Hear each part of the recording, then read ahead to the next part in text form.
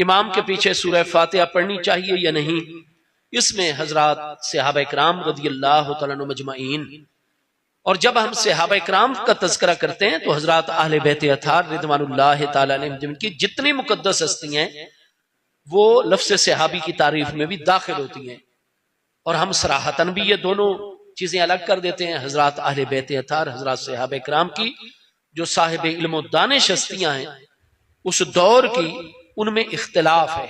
ایک جماعت ایسی ہے جن کو یہ سمجھ آئی ہے کہ امام کے پیچھے ہم جب نماز پڑھتے ہیں تو ہمیں اور قرآن پاک میں سے کچھ نہیں پڑھنے کی اجازت، لیکن سورہ فاتحہ الحمدللہ رب العالمین سے لے کر غیر المغضوب علیہم ولا الضالین تک ہم امام کے پیچھے پڑھیں گے، ہمارا پڑھنا ضروری ہے۔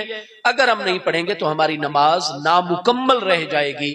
مکمل نماز تب ہوگی جب ہم امام کے پیچھے سورہ فاتحہ پڑھیں گے، جیسے کہ سیدنا ابو ہریرہ رضی اللہ عنہ کا یہی مذہب ہے۔ کچھ اور ہستیاں بھی ہیں پیارے صحابہ کرام میں، تو وہ تو یہی کہتے ہیں کہ بھائی امام کے پیچھے سورہ فاتحہ پڑھنی ہے، اور باقی حضرات خلفائے راشدین رضی اللہ عنہ مجمعین اور جو بڑی بڑی اصحاب علم و دانش ہستی ہیں پیارے صحابہ کرام کے اندر ہی، وہ فرماتے ہیں نہیں، ہمیں جو نبی علیہ السلام نے نماز سکھائی ہے، جو تعلیم فرمائی ہے، امام کے پیچھے نماز میں سورہ فاتحہ با جماعت جب ہو تو مقتدی اگر پڑھے گا تو یہ اس کے لیے کراہت کا باعث ہوگی۔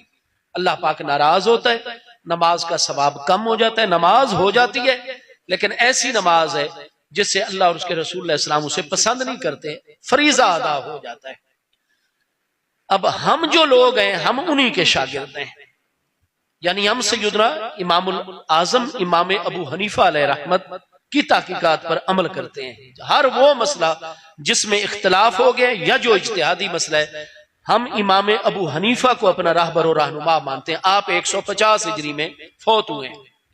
اب آپ کے جو اساتذہ ہیں وہ ہیں کئی صحابہ کرام جن کی آپ نے زیارت کی، کچھ سے روایت کا شرف حاصل کیا، 4500 تابعین آپ کے استاد ہیں، اور فقہ سب سے زیادہ آپ نے حاصل کی ہے 2 بارگاہوں سے۔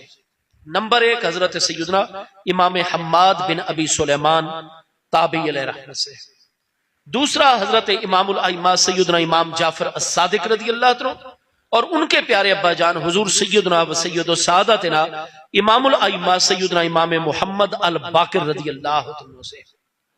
امام حماد جو ہیں تو وہ شاگرد ہیں سیدنا ابراہیم نخعی تابعی جو سن 96 ہجری میں عراق میں وصال فرما رہے ہیں، ان سے۔